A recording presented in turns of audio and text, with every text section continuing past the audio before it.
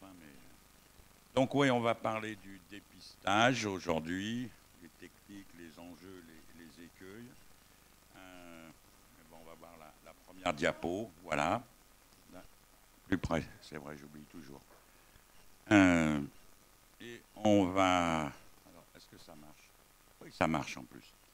Juste pour vous rappeler des choses que vous connaissez parfaitement bien déjà, qu'on a trois grandes stratégies pour dépister du VIH dans les laboratoires des techniques ELISA, des TROD, tests rapides d'orientation diagnostique, et puis des autotests de dépistage. Je précise tout de suite que tests rapides d'orientation diagnostique et autotests de dépistage, la seule différence qui existe, c'est quoi? C'est quoi? Ben, le TROD, c'est quelqu'un qui vous le fait, l'autotest, vous le faites vous-même. Mais sur un plan technique et sur un plan des performances analytiques, c'est la même chose. Donc tout au long de ce truc, dès que j'utilise le mot TROD, on peut aussi traduire par autotest. C'est pareil en termes de performance analytique. On va commencer par les ELISA. Officiellement, en France, on a commencé le dépistage par cet arrêté du 23 juillet 1985. Je vous rappelle ce que je vous ai dit hier. Il a été isolé, le virus, en France, en mai 83 officiellement. 2 ans pour mettre au point une technique ELISA pour dépister les anticorps anti-LAV, parce que le virus français s'appelait LAV avant qu'on l'appelle HIV. C'est long quand même. D'accord? Vous savez tout ça. Après, ça a fini par le procès du sang contaminé. D'accord?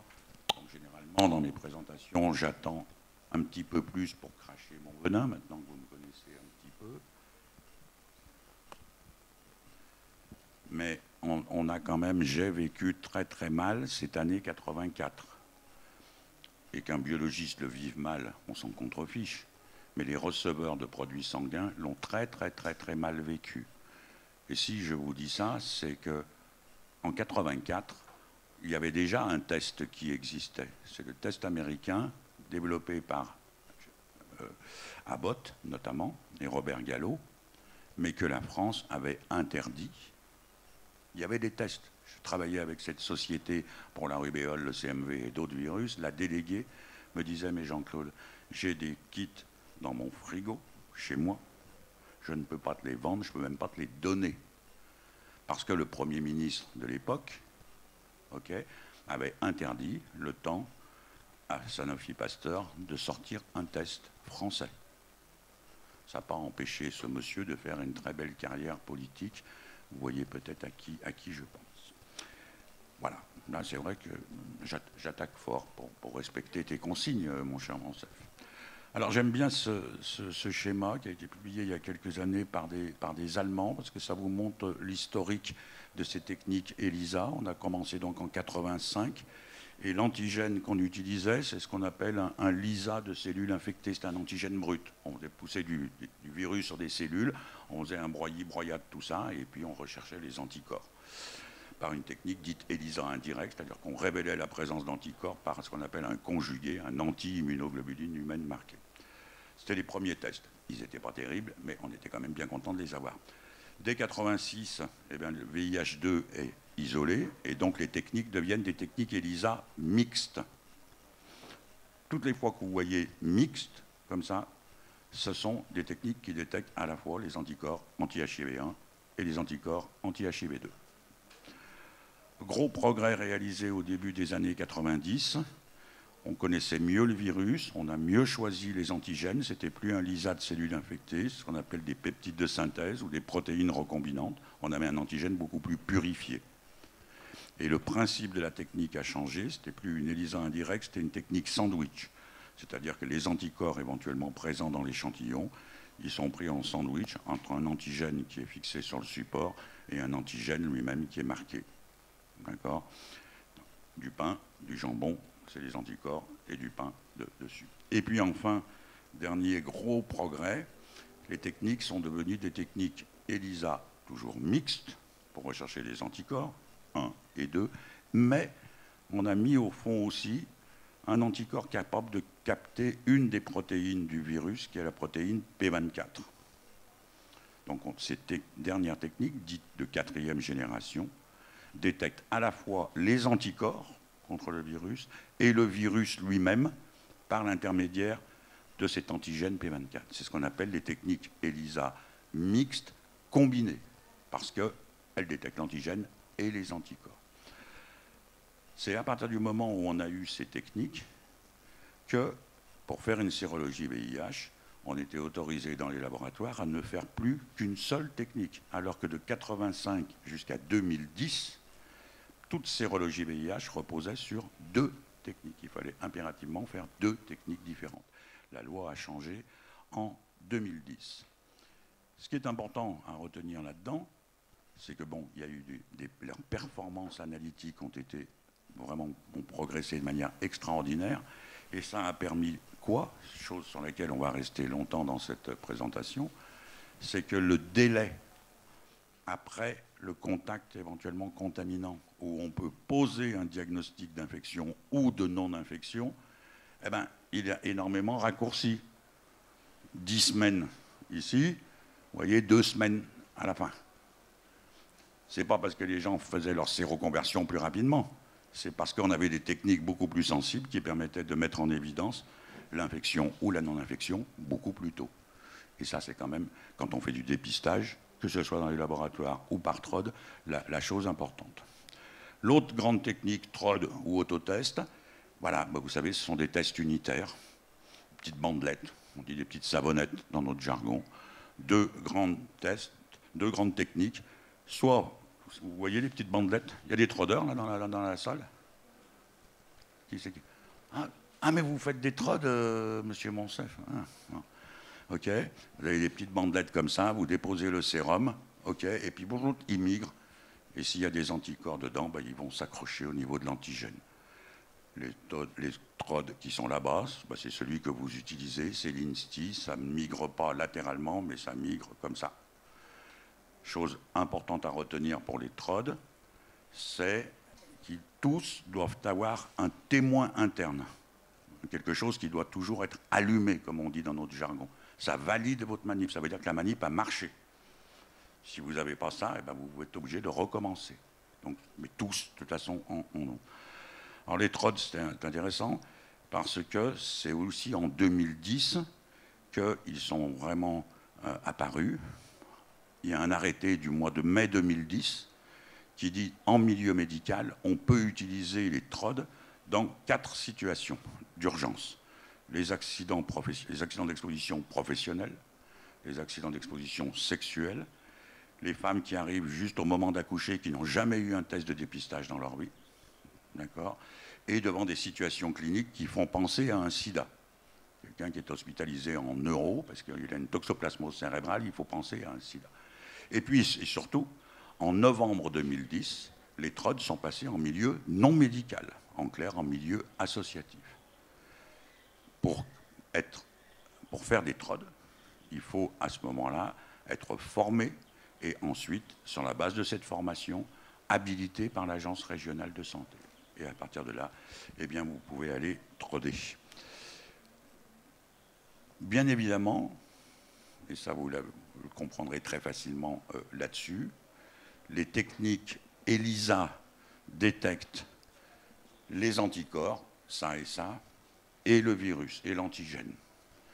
Tous les TROD ne détectent que les anticorps. Il n'y a qu'un seul fabricant qui avait essayé de mettre au point un TROD antigène, il est très mauvais, il est bourré de faux positifs.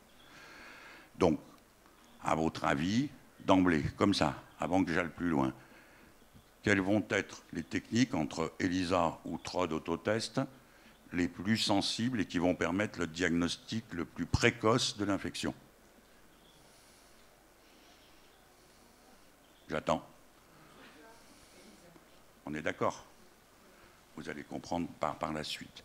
Parce qu'ils détectent notamment directement le virus. Et puis on ne peut pas demander à un TROD, c'est normal qu'il soit moins sensible.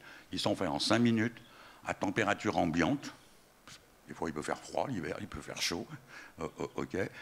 Comparativement à une ELISA, ça se fait dans une machine à 37 degrés, etc. Et puis, les TROD, c'est fait sur sang capillaire, hein, c'est une petite piqûre au bout du doigt. Et là, les immunoglobulines sont un petit peu plus diluées que quand on utilise du sérum ou du plasma dans les laboratoires. J'en profite juste pour vous dire, parce que ça s'est fait à une époque, parce que des fois c'était assez pratique. Il y a des gens qu'on arrive difficilement à piquer. Les gens qui font un travail manuel, ils ont des fois les mains calleuses, etc. C'est difficile. Donc il y a des tests qui étaient sortis sur la salive. Ils marchaient pas mal, pour l'hépatite C aussi d'ailleurs. Mais c'est un peu moins sensible. Il y a moins d'immunoglobulines, moins d'anticorps dans la salive que dans le sang. Donc il faut se méfier si on prend des tests salivaires. Alors, voilà ce qui vous a permis de répondre à la question. Au cours de toute infection virale, c'est le cas du VIH, là, c'est le moment où la personne s'infecte. Il y a une première phase qu'on appelle la phase d'éclipse, de silence, la fenêtre. Il faut bien qu'il rentre, qu'il trouve ses cellules, qu'il commence à se multiplier. Pendant quelques temps, on n'a rien pour mettre en évidence l'infection. Et puis le virus, il va rencontrer les cellules qu'il aime bien, et là, il va se multiplier. C'est ce qu'on appelle la phase viro-positive, encore séro-négative. Il y a du virus, mais il n'y a pas encore d'anticorps. C'est ça qui vous explique que les ELISA 4G sont plus sensibles que les TROD. Et puis la personne va faire sa séroconversion. J'en profite pour vous donner la définition exacte d'une séroconversion. C'est toujours dans le temps. Il n'y a pas d'anticorps et quelques temps après, il y en a. Il est passé de séronégatif à séropositif. C'est ça une séroconversion. D'accord ? Alors, une fois qu'on a bien ça en tête, on comprend ce que je viens de vous dire, c'est que les ELISA 4G qui détectent l'antigène seront positifs dès la phase viropositive. Les TROD, il faudra qu'ils détectent que les anticorps, il faudra attendre un petit peu. Et on va voir ça dans quel délai. Et c'est quand même important parce qu'on comprend que les TROD ne sont vraiment pas les bons tests pour faire un diagnostic de primo-infection, parce qu'ils ne sont pas assez sensibles. Et pourquoi ça c'est important? Un petit peu de physiopathe. Voilà comment ça se passe au cours d'une primo-infection VIH. Contamination vaginale lors d'un rapport réceptif. Là, voilà, là vous avez le vagin, là la muqueuse et la sous-muqueuse qui se trouvent dessous. On est 2 à 5 jours après la contamination. Le virus, il est en rouge, il est là. Il va peut-être commencer à franchir cette muqueuse, tout particulièrement si elle est abîmée par d'autres IST. Il va commencer à franchir le truc. 6 à 9 jours après. Du rouge dans la sous-muqueuse, il y en a pas mal déjà. OK ? 10 à 14 jours après. D'accord? Ça vous explique quoi, ça? Et ce serait pareil au niveau anal. Ça vous explique que la primo-infection est le moment le plus contaminant. Parce qu'il y a le virus, il se multiplie à tour de bras, et on n'a pas encore développé un système immunitaire pour enrayer un peu cette multiplication. Et donc, les TROD ne peuvent pas détecter ça. Et donc, ce ne sont pas les bons tests pour la primo-infection. Dernière diapo sur pour bien comprendre après ce que je vous dirai sur les délais. Voilà comment ça se passe, une contamination. Le virus, il est en haut, il franchit la muqueuse. Sous cette muqueuse, il va retrouver des cellules qu'il aime bien. Des macrophages, des cellules dendritiques et des lymphocytes CD4. Et dans ces cellules-là, c'est en haut à droite, là-haut, le virus, il y aura une multiplication locale du virus. Locale. Pourquoi je dis ça? Parce qu'on a beaucoup parlé TPE et PrEP. On a dit à juste titre que c'était très, très efficace. Et pourquoi c'est très efficace? Parce que s'il y a des antiviraux, parce qu'il y a eu une PrEP, ou parce qu'il y a eu un TPE qui a été mis en place rapidement, ça empêche cette réplication, cette multiplication locale. C'est comme ça que ça marche. Or, pour le virus, il faut impérativement qu'il se multiplie localement pour que la personne soit réellement contaminée. Si vous bloquez cette multiplication, là, la personne ne sera pas contaminée. Donc si on arrive au bon moment, avec le bon médicament, à la bonne concentration, au bon endroit, c'est ce que fait la PrEP et le TPE, s'ils sont pris correctement, vous empêchez cette multiplication locale. Et la personne n'est pas contaminée. C'est comme ça que ça marche, la PrEP et le TPE. Si on ne bloque pas ça, regardez, en 2-3 jours, le virus, on arrive là, il arrive dans les organes lymphoïdes et dans les ganglions notamment, et dans le système lymphoïde associé au tube digestif. Essayez d'imaginer un petit peu. Vous vous mettez dans la peau du virus. Là, il s'est multiplié et il arrive dans le ganglion. Ce qu'on appelle les organes lymphoïdes périphériques, c'est là où se trouvent 98% de nos lymphocytes. Mais le mec, il se gave. Il y a des millions de lymphocytes devant lui qui sont tous collés les uns contre les autres et qui sont tous immobiles. Et donc, il passe d'une cellule à une cellule à la vitesse grand V. Et c'est ça qui vous explique que les charges virales, dont on va parler maintenant, en primo-infection, mais c'est des millions et des millions de copies. Et c'est pour ça qu'on est très contaminant à cette époque-là, à ce moment-là. Et à partir de cette multiplication dans les ganglions, eh bien, il va en passer absolument de partout, dans le sang, dans le sperme, dans les sécrétions génitales et rectales. Voilà comment ça se passe au cours d'une primo-infection. D'accord ? Cette primo-infection, c'est un vieux travail qui date de 2003, qui avait été fait par ce monsieur qui s'appelle monsieur Fiebig, en haut. Il a fait une classification de la primo-infection en fonction des marqueurs qui se positivaient les uns après les autres. Et il avait dit, il y a une petite phase de latence dans laquelle on ne trouve rien, et puis après, eh ben, on va voir apparaître les différents marqueurs virologiques d'infection. Quelqu'un chez qui il y a le premier marqueur qui apparaît positif, c'est la charge virale. S'il n'y a que la charge virale positive, c'est ce qu'on appelle un Fiebig 1. Le virus continuant sa multiplication, il se produit beaucoup de protéines, dont de la protéine P24 notamment. On passe en ARN+, antigène P24+, c'est Fiebig 2.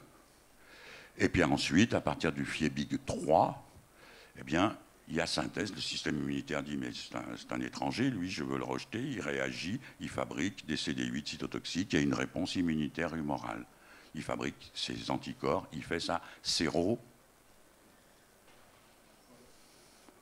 je l'ai défini il y a 2 minutes, alors... bon, ça marche. Non, mais j'ai les noms de ceux qui suivent, là, voilà. Non. Les premiers anticorps à apparaître sont des anticorps contre la glycoprotéine transmembranaire du virus, ce qu'on appelle la GP41. C'est pour ça que si vous regardez dans les TROD, dans les package insert, ce qu'ils trouvent dans la boîte, vous verrez, tous ces tests, ils utilisent tous de la GP41 comme antigène, parce que c'est contre cette protéine-là qu'on fabrique les premiers anticorps. Donc pour être plus sensible, c'est ce qu'on a. Et donc après, ben, il va y avoir synthèse des différents anticorps. Vous pouvez déjà remarquer une chose, mais on va y revenir, mais si vous retenez ça, c'est déjà bien. On commence à parler un petit peu des délais, parce que c'est ça qui vous intéresse. L'ARN, la charge virale, 10 jours. L'antigène P24, 15. Les anticorps, 20. Donc vous retenez déjà la chronologie d'apparition des marqueurs ARN, antigène, anticorps, 10, 15, 20. Et ce n'est pas tout le monde qui va faire sa séroconversion à 20 jours. Pour certains, ça va être 18 et d'autres, ça va être 22. D'accord ? Mais vous pouvez retenir déjà cet ordre-là. ARN, antigène, anticorps, donc PCR, test ELISA 4G qui détecte l'antigène, TROD, 10, 15, 20 jours. C'est déjà pas mal. Vous voyez, il y a plein de publications qui montrent ça. 7, 14, 23. J'ai eu des primo-infections. Pierre, je pense aussi que tu en as eu. À 5 jours, la charge virale, elle était déjà à 1 million de copies. Hein. Ça va très, très vite. Bon. Alors, j'ai été, je dois dire, extrêmement étonné par les dernières recommandations. J'avais eu un espoir que les choses changent un peu en termes de délai. Donc, ça c'est sorti cette année, là, ok, qui nous rappelle qu'il y a des tests ELISA 4e génération, qui détectent ce que je viens de vous dire, les anticorps VIH1, VIH2 et l'antigène P24, et des tests rapides d'orientation diagnostique. Vous pouvez mettre pareil pour les autotests, c'est pareil, okay, qui ne détectent que les anticorps. Et là, je me suis dit, enfin, ça va changer. Parce que jusqu'à présent, on disait 6 semaines pour les ELISA 4G, après le contact potentiellement contaminant, et 3 mois pour les TROD. OK ? Eh bien non, ça n'a pas changé. C'est toujours Vous pouvez poser un diagnostic de non-infection si vous faites une ELISA au laboratoire 6 semaines après le contact contaminant. Et pour les TROD, c'est 3 mois après. Je précise tout ça en l'absence d'antirétroviraux. On fera une diapo tout à l'heure s'il y a eu de la PrEP ou du TPE. Et là, j'avoue que je ne comprends pas. Je ne sais pas, peut-être que Cédric a des informations qui bloquent sur ces délais. Qu'est-ce qui fait qu'on ne change pas? Parce que pour les TROD, on ira vite, c'est issu d'une présentation que j'avais faite à la SFLS et je l'avais appelé TROD VIH, 2 points. 2 mois, ça suffit. 3 points d'exclamation. Ça suffit pour poser un diagnostic de non-infection. Puis ça suffit, il faut changer les trucs. Ça, c'est le travail de mes consoeurs et amis de Saint-Antoine, qui avaient évalué deux tests. Ben, vous voyez bien qu'à 49 jours, vous les sortez tous quand les primo-infections, quoi. Hein, okay. Il y a plein d'autres études. Je ne comprends pas. La littérature, elle est unanime là-dessus, quoi. Unanime pour les TROD. J'aime beaucoup cette publication où il y a plein de tests rapides, mais il y a aussi une ELISA 4G en première ligne, et puis il y a le Western blot, et ça vous donne, comme ça, bah, à tel délai, par tel test, vous avez 25% de résultats pour 50%, 75%.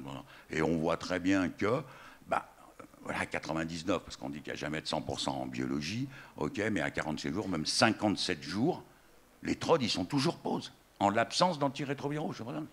Donc je ne comprends pas pourquoi toujours ce délai de 3 mois, ces taux de publication, dit hein, c'est des clinical infectious disease, c'est vraiment des travaux tout à fait sérieux et qui vous dit, ben voilà, c'est toujours l'ARN en premier, NAT c'est nucleic acid testing, c'est la PCR, ok, peu importe, 51 jours, le TROD il est pose. Donc j'arrive pas à comprendre pourquoi on ne change pas ces trucs et qu'on reste à 3 mois. Qu'est-ce que vous voulez que le virus il change? Donc moi, j'avais changé ça il y a bien longtemps, en 2010, d'ailleurs, quand les TROD sont passés en milieu associatif, en reprenant ce schéma et avec la classification de Fiebig, c'est pour ça que je vous ai dit tout à l'heure, ok, la charge virale en 10 jours, l'antigène en 15 et les anticorps en 20, c'est pas tout le monde qui va faire comme ça, une variabilité inter-individu. Mais j'ai doublé ce délai-là. Okay, pour l'ELISA, okay, qui détecte l'antigène. J'ai dit, bon, même si en 15 jours, il est très souvent ici, je vais doubler, je vais prendre 30. Et j'ai fait pareil pour les TROD. J'ai dit, mais vraiment, ok, 30, ça peut faire quand même un peu de just, ok, c'est moins sensible. Allez, je double et je prends 60. Voilà. Mais pour moi, ça me paraît tellement évident. Je vous ai montré la physiopathe un peu de l'infection au départ. Mais qu'est-ce que vous voulez que le virus il foute pendant 2 mois, 3 mois? Il est rentré, il a été se cacher quelque part derrière l'oreille, et puis un beau jour, 2 mois après, il se réveille, il dit tiens, je vais faire chier le patient, le biologiste, le clinicien. Ben non, il se réplique d'emblée, tout de suite. D'accord? C'est bien pour ça que, ben voilà, j'ai presque un peu honte de vous présenter cette diapo, parce que je peux vous dire que je l'ai fait en novembre 2010, lors de la toute première formation que j'ai faite quand les TROD ont été disponibles. Okay. Et c'est très simple. ELISA, 4e génération. Pas de risque dans le mois qui précède. Et aucune prise d'antirétroviraux. D'accord? Non, mais c'est ça les 2 questions qu'on pose quand on fait du dépistage. À quand votre dernière prise de risque? Et dites-nous-le très sincèrement. Vous avez pris ou non des antirétroviraux? D'accord? Eh bien, si, dans ces conditions-là, l'ELISA négative, eh bien, c'est pas d'infection à VIH. Et pour les TROD et autotests, eh bien, je fais pareil à 2 mois. Voilà. 1 mois pour les ELISA 4G, en l'absence d'antirétroviraux, et 2 mois pour les TROD. C'est pas pareil que 6 semaines et 3 mois. C'est quand même... Qu'est-ce qui peut se passer? Cédric, vous l'avez parfaitement expliqué il y a 2 jours.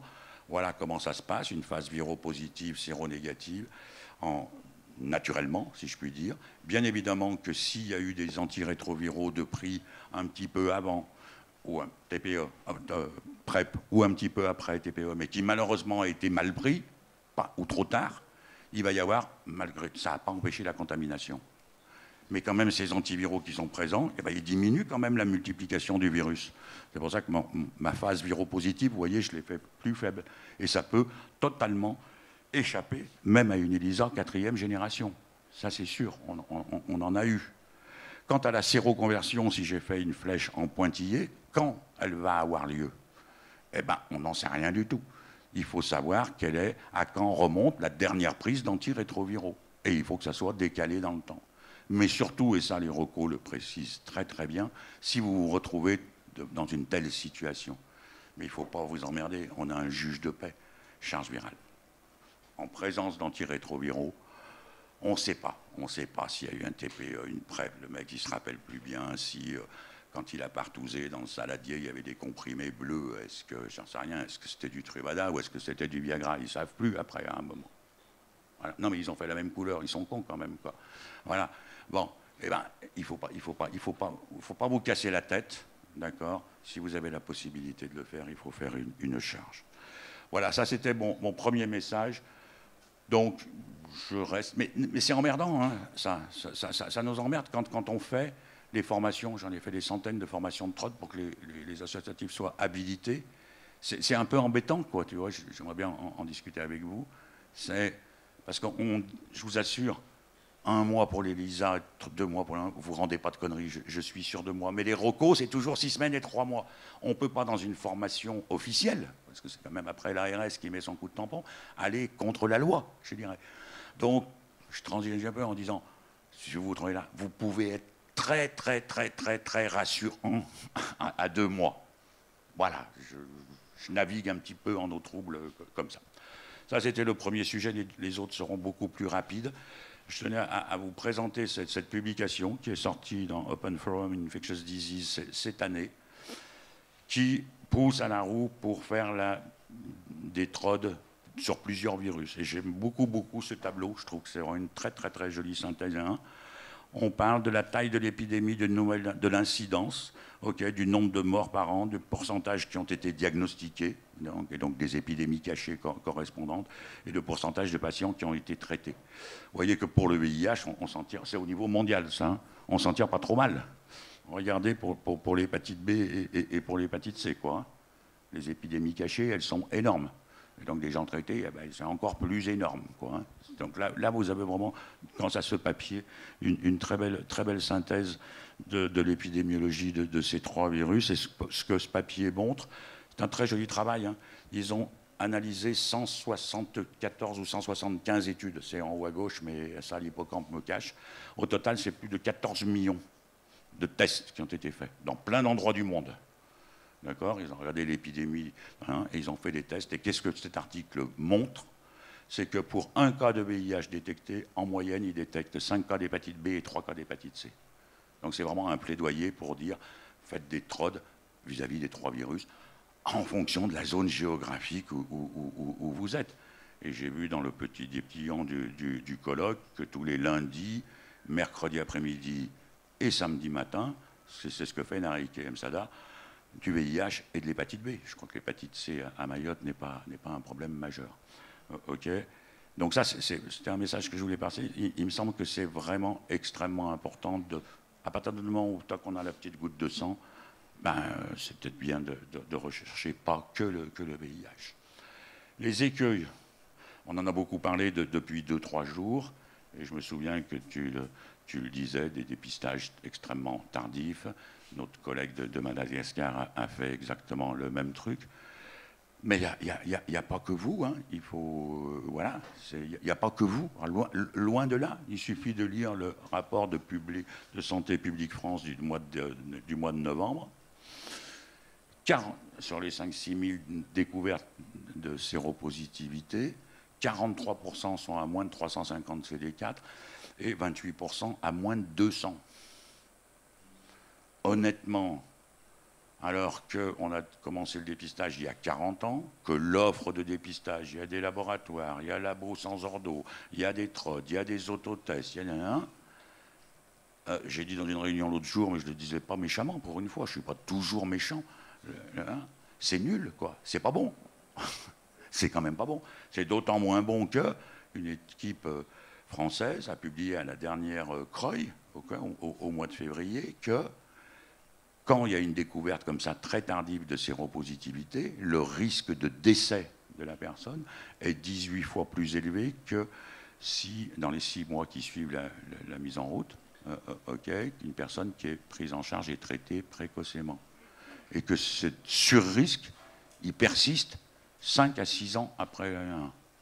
Donc c'est un danger pour la personne à qui ça arrive. Puis pour arriver quand même à moins de 200 CD4, il faut quelques années quand même. Donc on peut penser pendant ces quelques années, le virus, il a diffusé. Okay.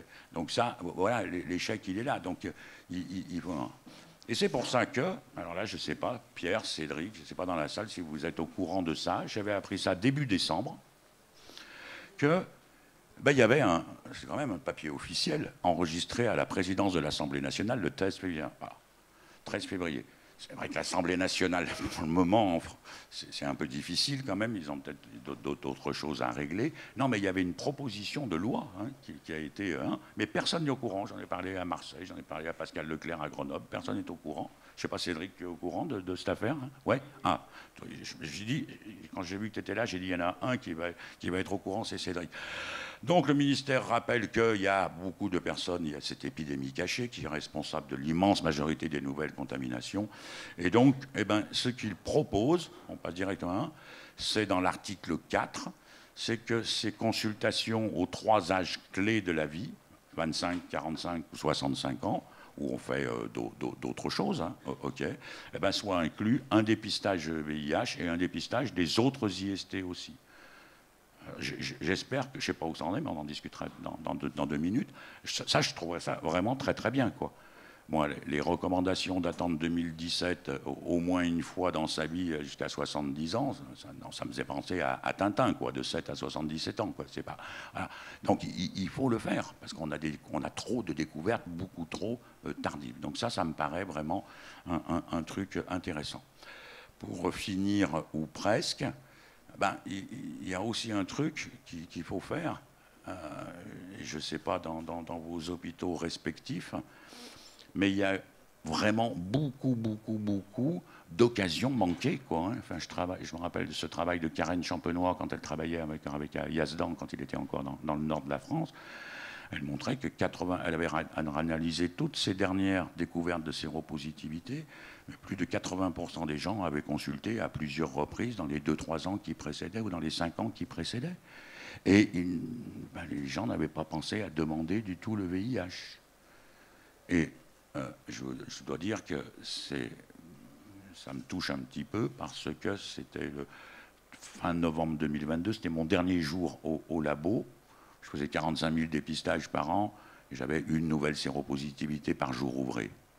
Et ce jour-là, je vois qu'il y avait un pause, téléphone, un mec de 58 ans en urologie qui consultait pour sa prostate. J'appelle l'urologue en question et là, la dame affolée, le clinicien. Mais qu'est-ce que je vais en faire? Je dis non, ne vous inquiétez pas, je vais vous mettre dans les mains des infectiologues, il me faut un 2e prélèvement. Et la phrase qui m'a tué, mais qu'est-ce que j'ai fait de demander ça? Je vous assure, je dis, putain, tu finis ta carrière comme ça, t'as loupé quelque chose, quoi. Voilà, c'était ça. Donc, il y a des occasions manquées, il y en a beaucoup, y compris à l'hôpital et ailleurs. Je terminerai en disant que, vous savez très bien que pour faire du dépistage, c'est vrai pour tout le monde, et certainement pour vous, tous les traders, c'est la règle des 5 C. Il faut toujours la respecter. Un dépistage, ça se fait avec le consentement de la personne, en toute confidentialité. Ça doit s'accompagner d'une discussion, d'un counseling, avec une technique. S'ils ont mis correct result, c'est qu'il y a des tests qui étaient vraiment mauvais qui circulaient sur Internet, donc il faut des techniques et bien évidemment que ça serve à entrer dans la filière de soins. Je voulais juste revenir sur le consentement et qu'on en discute tous ensemble. Je n'ai pas d'avis tranché, mais vous savez, il y a les consentements dits opt-in et opt-out. J'ai trouvé ça dans un journal canadien, opt-out, c'est-à-dire c'est le consentement présumé. Si la personne ne dit pas clairement qu'elle ne veut pas de test VIH, on va le faire. Opt-in, il faut vraiment que le mec... Eh bien, j'ai bien aimé ce journal de bioéthique canadien qui dit que cette démarche à première vue contraignante vis-à-vis des libertés individuelles va apporter beaucoup. Parce qu'en dépistant le mec, en le traitant lui et pour son entourage, c'est peut-être quand même pas mal. J'aimerais bien qu'on ait cette discussion ensemble. Voilà, j'ai terminé juste avec... Ah non, ça, un mot. Mais je l'enlèverai, cette diapo. Il faudra que je l'enlève de mon diaporama. C'est juste celle-ci. Je suis vraiment très, très, très heureux et très fier d'avoir participé à ce truc qui sera, si c'est accepté, mais je pense que oui, à la SFLS. C'est un travail qu'on a réalisé, enfin qu'on réalisé, on le pilote un petit peu avec une infectiologue, de 10 actions, 10 associations communautaires en France, 8 parisiennes, une marseillaise, une lyonnaise, c'est les gens d'Icambéré, de Datiseni, etc. C'est une étude rétrospective, c'est tout leur travail qu'ils ont réalisé en 2023. Eh bien, vous regardez, il y a quasiment 30 000 TROD qui ont été réalisés. 500 pauses, tout virus confondu. C'est énorme. Vraiment, ils ont tombé un boulot absolument extraordinaire. Ça sera à LSFLS et surtout, on va en écrire un papier. Voilà, pour terminer, des collègues du laboratoire, lors d'une formation avec un clinicien et mes collègues du laboratoire et 2 associations, Datiseni qui s'occupe des femmes migrantes d'origine subsaharienne, notamment Kaberia qui s'occupe des gens en prostitution. Okay. Et puis cette dernière que j'aime vraiment beaucoup, on avait été faire un dépistage sur le marché des États-Unis, c'est dans le 8e arrondissement à Lyon, quartier extrêmement populaire. Et une des jeune fille que vous voyez vient me voir à la fin. Elle me dit, mais on est quel jour, Jean-Claude? Je dis, on est samedi. Non, mais quel jour? Je dis, elle me dit, on est le 5 juin 2021. Je dis, oui, je n'avais pas tilté. Et elle me dit, mais vous nous avez dit que c'est le 5 juin 1981 qu'il y a eu les premiers cas. C'est elle qui s'en était aperçue. D'où cette photo qu'on a faite. C'était le 40e anniversaire. Et vraiment... mais j'ai une admiration profonde pour ces jeunes filles et ces jeunes femmes qu'on appelle dans notre jargon, ne le prenez pas mal, les rabatteuses. Ok? Non, mais il faut y aller, quoi. Il y a des femmes, des mecs, des couples, ils vont faire leur marché, un immense marché. Voilà, ils ont envie d'être tranquilles. Et puis, une petite sérologie VIH, ça vous... Moi, chapeau pour ce qu'elles font. Et bravo à elles. Et merci à vous pour votre attention.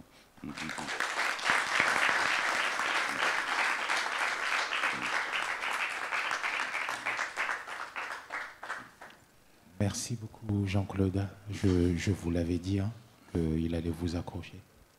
Ah non, mais là, j'ai été très smooth aujourd'hui, là. Ouais. Est-ce que vous avez des remarques, des questions?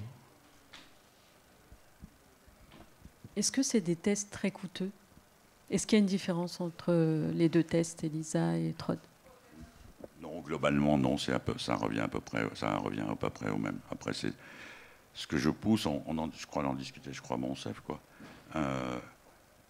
Il faut vraiment que les gens se regroupent, quoi. Plus t'en commandes, moins c'est cher, quoi, si tu veux. Hein. Mais le TROD va être quand même un petit peu plus cher qu'un truc au laboratoire. Mais c'est pas un problème, quoi. Ça, c'est vraiment pas un problème. Hein. Le circuit judiciaire, quand une victime arrive aux UMJ, les délais sont quasi immédiats. Et pour une personne qui suspecterait une contamination, les délais sont plus longs. Je comprends pas. Parce qu'on peut on peut faire les tests pour les victimes. Enfin, moi, je reçois des victimes d'agressions sexuelles et elle est adressée aux UMJ. Les tests sérologiques sont faits dans l'immédiateté. Les ELISA, ouais, parce qu'on a des machines maintenant, si tu veux, qui sont très performantes. Au début, quand j'ai commencé, une ELISA, ça durait 3 ou 4 heures. Maintenant, sur des différentes automates, ok, en 20 minutes, une demi-heure, tu as le résultat, si tu veux. Mais faut-il encore avoir le labo à côté, quoi. C'est ça, l'avantage du TROD, c'est que tu es totalement autonome, quoi. Alors, Cédric, dis-nous un peu, ce projet de loi, on en est où? En pratique, on en est un peu de nulle part parce que c'est un projet de loi qui a été déposé. Le texte a été déposé dans des conditions très particulières. D'abord, il faut savoir que c'est un texte qui est à l'initiative d'un laboratoire pharmaceutique, ce qui n'est jamais très bon, je pense, parce que les labos pharmaceutiques ne sont pas les meilleurs pour déposer des textes de loi. En tout cas, ce qu'on peut dire, c'est qu'ils ne sont pas dénués de conflits d'intérêts. D'accord, ça je ne savais pas. Il y a des choses intéressantes dans le projet, mais surtout, il y a beaucoup de choses qui manquent. Et notamment, il y a toute la question de l'accessibilité aux soins. En fait, c'est très centré sur le blanc bien inséré. Ce que tu disais, tu vois, les tests aux 3 âges de la vie, etc. Ouais. Ce qui n'est pas très étonnant, parce qu'il y avait beaucoup de députés RN dans le groupe qui a travaillé là-dessus. J'ai bien fait d'aborder ce sujet. On apprend toujours des choses avec Cédric. Donc, et par exemple, toute la partie, quand ce texte-là est sorti, on était en pleine discussion sur la fin de l'AME. Et donc, on était vraiment à contre-courant de ce qu'on essayait de faire passer. Et donc, on en a, en tout cas, pour l'instant, on en est, je dirais, nulle part, mais j'espère qu'on va rester nulle part par rapport à ce texte-là. Et s'il y avait un texte éventuellement qui nécessite d'être écrit, il faudrait vraiment que ce soit un texte qui reprenne les problématiques actuelles. C'est pas que tout est à jeter dedans. Hein. D'abord, la nécessité d'un texte de loi spécifique autour du VIH, ça peut interroger par rapport aux problématiques de santé publique qu'on peut avoir en France actuellement. Et puis, il manquait tout le volet accès aux soins qui est quand même, tu l'as montré, la question des dépistages tardifs, voilà, le fait qu'on ait encore 30% de dépistages tardifs et qu'on ne baisse pas du tout au cours des dernières années, c'est quand même très problématique et c'est vraiment une question c'est plus une question d'organisation qu'une question de technique. Tiens, bouge pas. J'ai une question très naïve. C'est quoi qui empêche le dépistage massif? Le dépistage de masse. Vraiment des campagnes de dépistage massif comme il y a pu l'avoir pour le Covid, par exemple. Qu'est-ce qui empêche? C'est une bonne question. Qu'est-ce que tu le rendrais obligatoire? Tout le monde, qu'on y passe? Ah ouais. Non, c'est bien pour ça que j'avais senti un petit peu ce qu'il y avait derrière la question. Hein? Ah bon. Moi, je suis pas très pour, hein, si tu veux, quoi. Enfin, je suis même totalement contre. Ah ben oui, tu vas faire quoi? Voilà. Allez, tiens, là, avant d'aller à bouffer, là, on passe dans un petit cabanon, derrière, on y passe tous, quoi. Ouais, d'accord. Ben, oui, entre autres, oui. Puis est-ce que ce serait réellement efficace? Est-ce que... Tiens, prends le micro. Hein? Ouais. D'accord qu'il y a peut-être... avec la masse, il y a un problème éthique, mais on peut quand même prendre le temps d'organiser et de demander le consentement. Ah ben ça, oui, ça, il faudra impérativement. Et puis là, on va aller faire des tests. Je pense que tu vas me trouver nègre. C'est mon chef qui va me troder. Ok, mais je rentre là bientôt à Lyon. La semaine prochaine, j'ai une partouze d'enfer. Je m'en fous, je suis nègre, mais peut-être que lundi prochain, en 8 jours, je serai pause, quoi. Donc on refait on refait tous les combien. Et puis Cédric, tiens. C'est l'importance du counseling dans le TROD, c'est qu'il y a un avant et un après. Alors, ce qu'on a montré du point de vue économique, c'est que le dépistage systématique des hommes n'était pas coût efficace. Parce qu'on s'est posé la question il y a plusieurs années. C'est encore moins coût efficace aujourd'hui que ça n'était à l'époque où on s'était posé la question il y a une vingtaine d'années. On s'était vraiment posé la question de savoir s'il fallait qu'on mette en place un système qui incite, alors on n'aurait pas été dans le dépistage obligatoire, mais une proposition systématique de dépistage. Donc ça, c'est la première chose. La deuxième chose, c'est qu'on a des occasions, on a une très grosse occasion de manquer de dépistage. Je sais qu'il y a des sages-femmes dans la salle, là, ou des personnes qui s'occupent de l'accompagnement des femmes enceintes. C'est qu'on ne dépiste pas les futurs pères. Et ça, c'est une catastrophe. Parce qu'en fait, on rate. La raison pour laquelle les hommes sont beaucoup moins bien dépistés que les femmes, c'est qu'en fait, ils ne sont pas dépistés à l'occasion des grossesses. Et bon, je sais pas, vous avez peut-être vu les travaux de Pauline Penaud là, en région parisienne qui montrent que finalement, quand on propose aux futurs pères le dépistage, il y en a très peu qui refusent. C'est juste qu'on leur propose pas. Et donc là, on rate toute une génération en fait d'hommes qu'on pourrait très bien dépister sans être dans le dépistage obligatoire, mais dépister à l'occasion de la conjointe et qu'on pourrait redépister dépister à l'occasion des grossesses sans difficulté quand il y a plusieurs grossesses. On a tous des histoires dramatiques, nous, dans nos cohortes, de femmes qui ont été dépistées négatives première grossesse, négative deuxième grossesse, négative troisième grossesse. Nous, on a une qui a été dépistée négative quatrième grossesse. Et puis, 1 an après, le bébé tombe malade, très malade, il fait une pneumopathie grave, etc. On fait un test au bébé, il est positif. La maman avait été négative à ces 4 grossesses. On n'avait jamais demandé au père de faire de dépistage, chose qui, a posteriori, quand on connaissait le père, il n'aurait pas refusé, entre guillemets. Mais en fait, le père était séropositif depuis des années. Vous savez que plus vous êtes longtemps séropositif, et plus votre charge virale augmente, et plus vous avez de risques de transmettre. Et en plus, pendant la grossesse et pendant l'allaitement, vous avez une femme a 3 fois plus de risques, pour des raisons hormonales, de se contaminer si elle a un partenaire qui est séropositif. Donc là, il y a une énorme occasion manquée de dépistage à ce niveau-là. Et donc, j'en parle ici particulièrement parce qu'en fait, vous voyez, il y a beaucoup de grossesses et vous voyez beaucoup de femmes enceintes. Et dépister les conjoints quand ils sont identifiables, c'est vraiment un petit effort du point de vue santé publique, mais avec un gros impact. Mais par contre, le dépistage systématique, dans des populations où la prévalence n'est pas très élevée, c'est vraiment pas coût efficace. Il vaut mieux arriver à proposer du dépistage itératif chez les personnes qui sont très à risque de rencontrer le VIH. Et aujourd'hui, c'est un peu particulier avec la PrEP, parce que les gens qui sont identifiés comme très à risque de rencontrer le VIH, on va les mettre sous PrEP. On va continuer à les dépister régulièrement, mais on va les mettre sous PrEP. Donc, on va dire les stratégies ont un peu changé avec la PrEP. Du coup, les 95% de l'ONU-SIDA, de 95% des personnes doivent connaître leur statut, ce serait vraiment pour ces populations Oui, c'est 95% des personnes qui vivent avec le VIH doivent connaître leur statut. C'est ça l'objectif de l'OMS. Et pour ça, la stratégie, elle va être extrêmement différente d'un pays à l'autre en fonction de la prévalence. Si vous vivez au Malawi avec 15% de prévalence dans la population générale, il faut dépister tout le monde, tout le temps, en permanence. Si vous êtes dans des zones où la prévalence est inférieure à 1%, comme en France, les stratégies de dépistage systématique, elles sont pas rentables. Donc il faut vraiment aller auprès des personnes qui sont les plus à risque d'être en contact avec le VIH, quoi. Et là, comme disait Jean-Claude, ces personnes-là, par contre, il ne faut pas les dépister une fois, il faut les redépister tant qu'elles sont exposées. Merci Cédric. Je comprends mieux maintenant ce texte de loi. Non, effectivement. C'est sur les occasions manquées. Hein, c'est sur les occasions manquées. Vous avez parlé des sages-femmes, mais je parle aussi au niveau des médecins qui sont en cabinet et tout ça, pour les gens qui consultent. Ouais. On n'aborde jamais cette question de dépistage. Aujourd'hui, la santé sexuelle doit être intégrée en même temps que les autres spécialités. Je vais voir mon ophtalmo, je vais voir mon chirurgien dentaire. Il faut intégrer aussi au moins tous les 3 ans le dépistage des infections sexuellement transmissibles.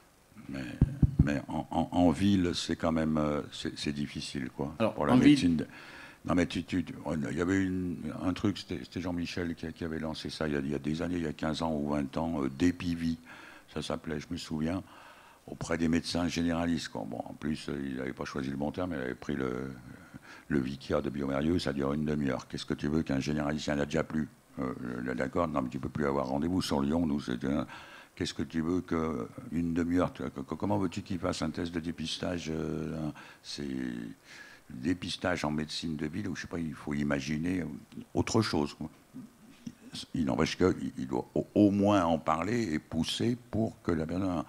Mais le dépistage directement en ville, même avec des TROD, ça me paraît maintenant, vu la situation, extrêmement difficile.